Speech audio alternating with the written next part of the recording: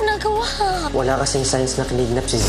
Wala rin gamit si Z doon sa loob. Magka-textan nga kami. Wala naman message si Z. Paano nangyari yun? Siguraduhin ko na tayo lang makakaalam na may bago kong phone. Ano nang nangyayari sa pinapagawa ko sa inyo?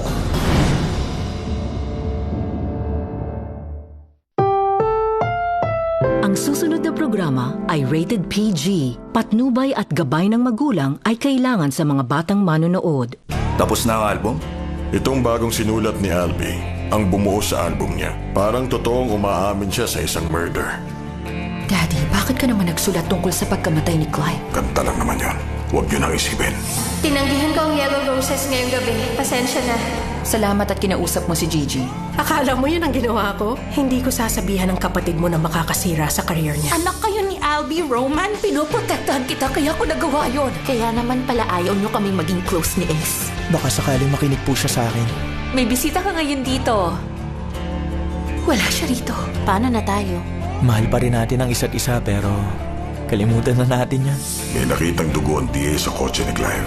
At sa'yo raw yun, anak. Seryoso ba? Naalala mo pa yung offer mo sa akin last year? Magsalita ka at makikinig ako.